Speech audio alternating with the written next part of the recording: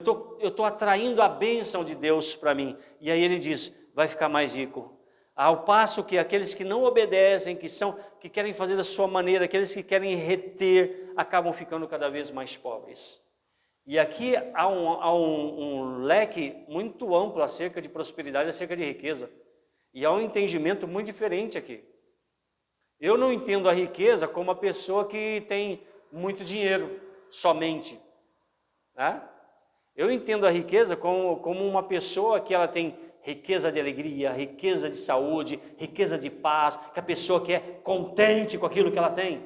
Eu entendo a riqueza como isso, e sobretudo, a pessoa mais rica deste mundo é aquela que tem Jesus Cristo como Senhor e Salvador. Só isso, mais rica. Tanto que nessa questão de riqueza não tem como disputar. Quem é mais rico? Não tem como. Deu para entender? Não adianta nem fazer revista. Qual crente que é o mais rico? Não tem. Todos. Jesus fala, todos vocês são ricos, são abençoados, são contentes. Amém? Então, esse é o primeiro ponto. Tá? Vamos aos demais. Agora a gente vai em Salmos, capítulo 37, do 25 ao 26. Salmo 37, do 25 ao 26.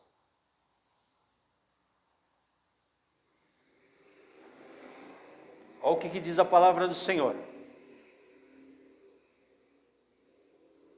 Fui moço e já agora sou velho, porém jamais eu vi um justo desamparado, nem a sua descendência a mendigar o pão. Tá?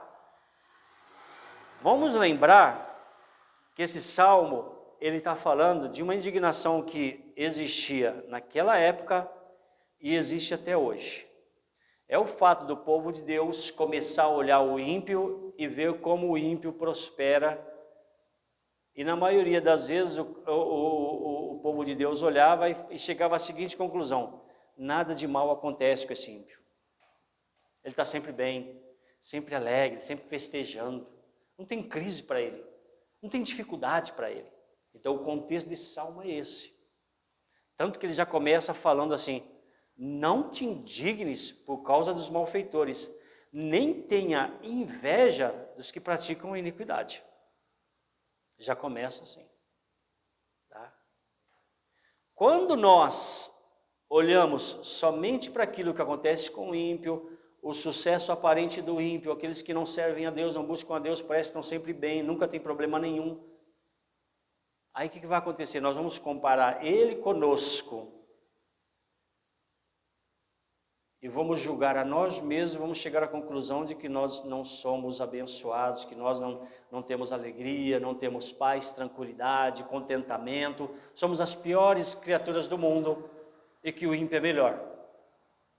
O salmista, ele começa a não só olhar para o ímpio, mas ele começa a entrar no santuário de Deus. E o salmista fala, até que eu entrei no santuário de Deus e eu vi o fim do ímpio. O que acontece com o ímpio? São os piores infortúnios, as piores coisas passam a acontecer com o ímpio. E o salmista está constantemente falando, confia no Senhor, confia no Senhor, confia no Senhor. Continua fazendo bem, continua fazendo bem, continua sendo generoso, continua sendo generoso. Aqui nesse versículo, ele está falando o seguinte, que não somente aquelas pessoas que confiam no Senhor, aquelas pessoas que são generosas, mas também os seus filhos serão amparados e serão abençoados. Quem crê, diga amém. Os filhos dos seus filhos vão ser abençoados. Vamos supor que o teu filho foi dar um rolê, né? Que tem filho de crente que gosta de dar um rolê, né? Vou dar um rolezinho. E uma vez eu ouvi uma pregação, né, sobre essa questão de crente que gosta de dar um rolezinho. E aí o pregador falou, é Satanás que gosta de dar um rolezinho, não é mesmo? Porque lá no livro de Jó, quando os anjos do Senhor chegam para prestar contas a Deus, o Satanás estava no meio deles. E Deus perguntou para Satanás, e aí, de onde é que você vem? Aí Satanás respondeu o quê? Eu estou vindo de dar um rolê, estou vindo dar uma rodeada pela terra, de andar por ela. Aí por isso que o pregador falou, Satanás que gosta de ficar dando rolezinho. O que é esse rolezinho? É o crente, o filho do crente, né? Filho do crente fiel que gosta de sair da presença de Deus, que quer sair da presença de Deus para ir lá para o mundo por causa de curiosidade, quer saber como funcionam as coisas lá. E aí que o inimigo acaba prendendo esse filho do crente, né, em suas artimanhas. Acaba se tornando o quê? O filho pródigo. Aí depois tem aquela grande dificuldade para voltar para o caminho do Senhor.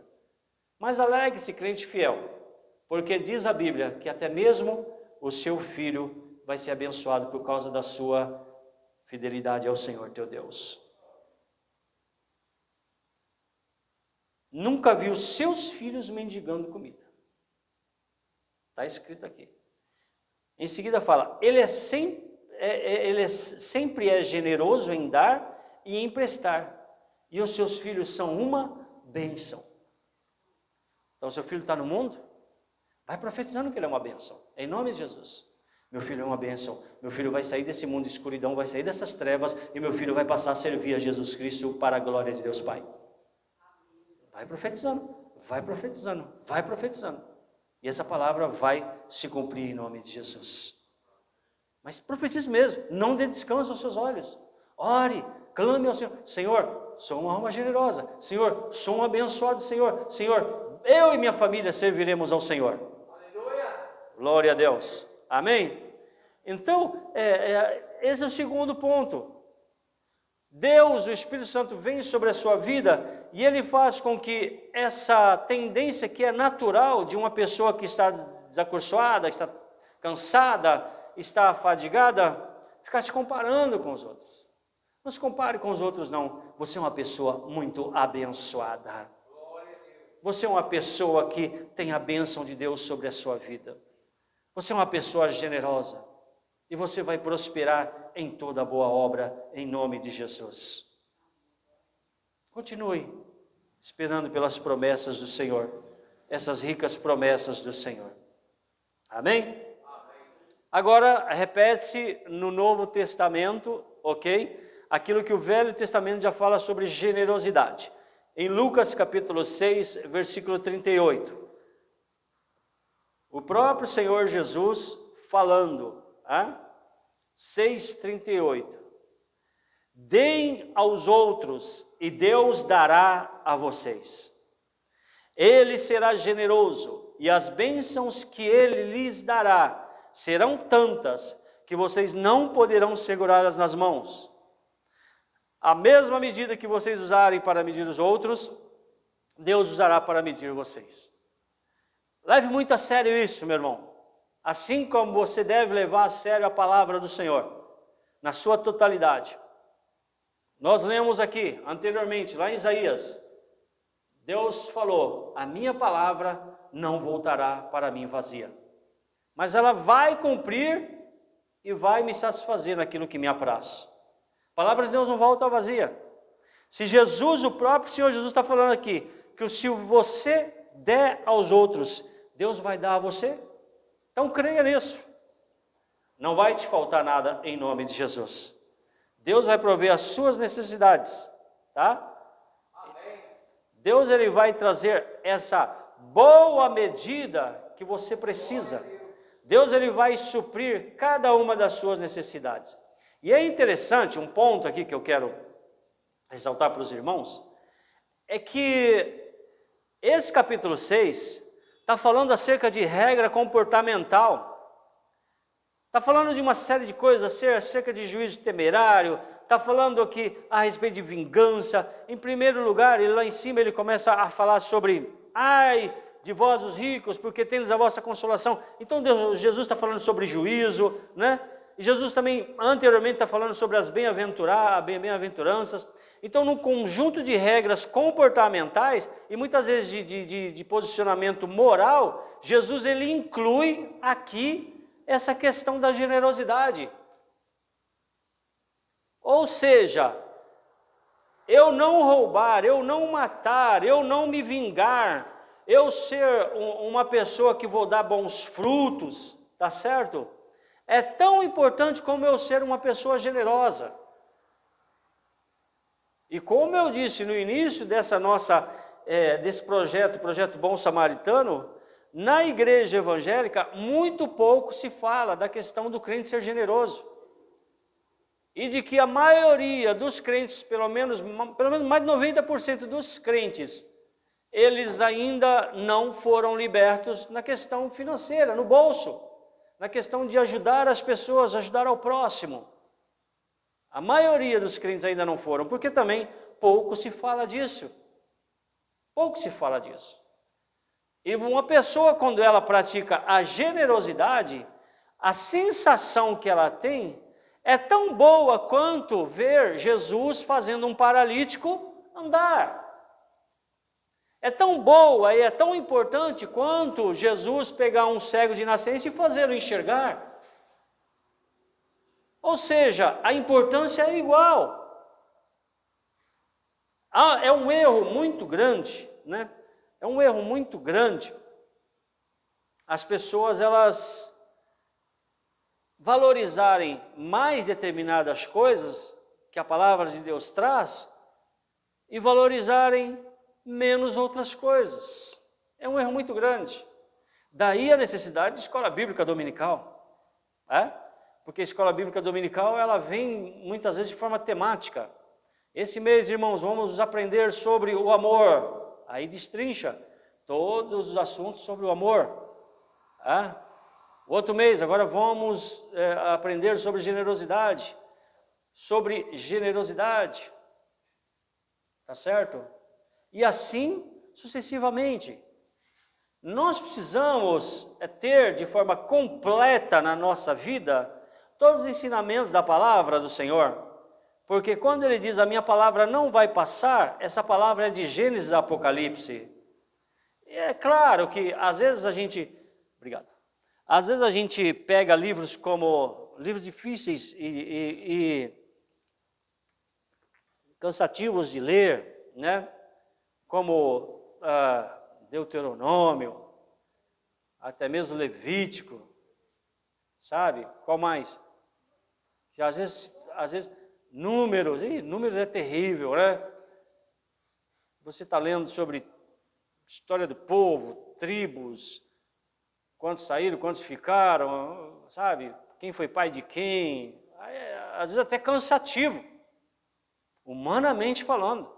Mas é a palavra do Senhor, e Ele pode falar conosco até mesmo no momento que nós estamos lendo sobre quem foi pai de quem viveu, quem morreu. Deu para entender? Deus é soberano, amém? E Ele faz com que a palavra dele seja soberana. Então nós precisamos usar a palavra de Deus em todas as áreas da nossa vida. Porque ela é poderosa, ela é eficiente para nos ajudar em tudo o que nós precisamos. E quem sabe o que nós precisamos é o Senhor nosso Deus. Por isso que nós estamos abordando este assunto, por isso que Jesus ele colocou também em pé de igualdade com os demais assuntos, né? Na questão moral, como eu já disse a vocês, Jesus ele dá igual importância. E louvado seja Deus por todos vocês que assim estão fazendo, que estão deixando aquele costume de não ajudar ao próximo, né? E passando a praticar a ajuda ao próximo. Porque isso Deus quer, com isso Deus ele se alegra grande e poderosamente. Aleluia. Provérbios capítulo 22, versículo 9. Nós estamos já terminando de falar sobre este assunto, tá bom? Provérbios 22. O que diz aí a palavra do Senhor? Quem é bondoso será abençoado, porque reparte a sua comida com os pobres. A outra tradução fala, quem é bondoso será abençoado. Você está com a linguagem de hoje também? Não conseguiu mudar não, né? Deixa eu colocar aqui na minha então. O homem generoso será abençoado, porquanto reparte seu pão com o necessitado. Olha, às vezes eu faço assim, uma oração a Deus, Senhor, queria tanto ter os recursos deste mundo para ajudar as pessoas. Falando em outras palavras, queria ser rico, ter dinheiro para ajudar as pessoas. E eu não sei, provavelmente essa oração deve ser uma oração errada. Porque a Bíblia fala, né, que quem é fiel no pouco é fiel no muito. E acredita-se que uma pessoa que, quando não tendo muito, não ajuda, quando ela tiver muito aí que ela não vai ajudar mesmo. Então eu não preciso esperar e eu não posso esperar ter bastante dinheiro para falar agora eu vou ajudar as pessoas. Eu tenho que ajudar com aquilo que eu tenho. Entende? Eu tenho que ajudar com aquilo que eu tenho. Porque não é a quantidade da minha ajuda que vai fazer a diferença. Volto a dizer, mas é a minha obediência, mas é o meu coração grato, né? O irmão mesmo falou aqui, antes de fazer o ofertório, nós agradecemos ao Senhor, porque Deus já tem nos dado, Deus já tem nos abençoado, e a gente abençoa as pessoas. Agora, eu acredito que é certo, por causa da minha gratidão a Deus, eu ajudar as pessoas, eu acredito que é certo.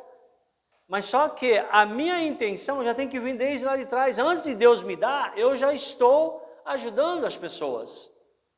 E quando eu for ajudar, decorrente de algo que eu recebi, uma bênção que eu recebi, isso aí é uma maneira de falar, Deus, muito obrigado, eu estou muito feliz. E abrindo um parênteses aqui acerca de dízimos e ofertas. Uma resposta que você pode dar para uma pessoa, porque a grande dificuldade que nós temos de evangelizar as pessoas, de falar de Jesus para as pessoas, sempre foi, e sempre será acerca do dinheiro. Você vai falar de Jesus, a pessoa já fala, mas tem pastor que é ladrão. Não é assim? Eu vou naquela igreja, só fala de dinheiro. E é verdade, você tem razão, eu já fui lá e constatei, né? Vou lá, vou ver se é isso mesmo. E é verdade.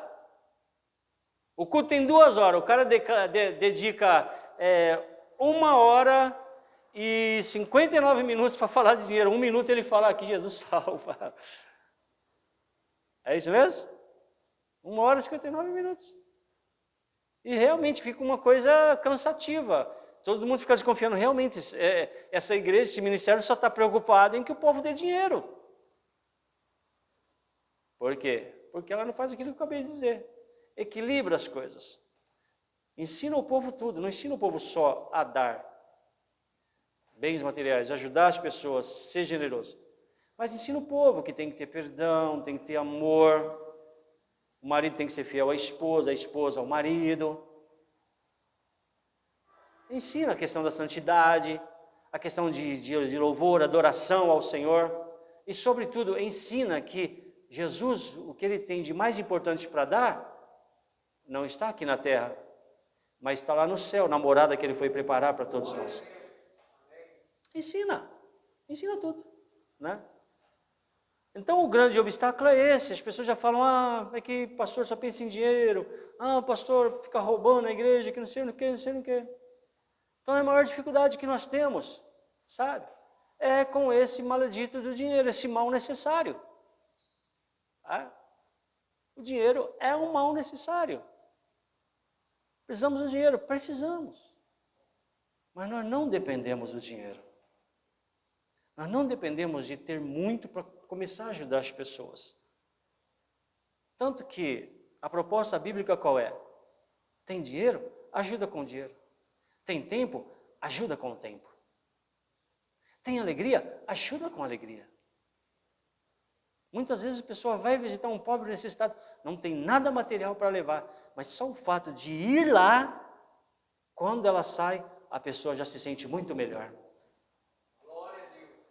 Então, ser generoso não está só no fato de dar dinheiro.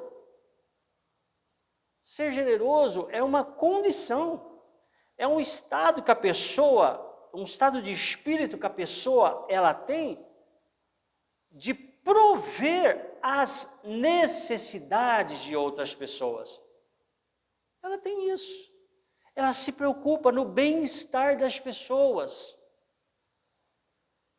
E nós usamos o dinheiro, a questão material, para falar acerca da generosidade, é porque é muito difícil tratar com esse assunto. Tratar com as pessoas sobre esse assunto. É muito difícil. É dificílimo.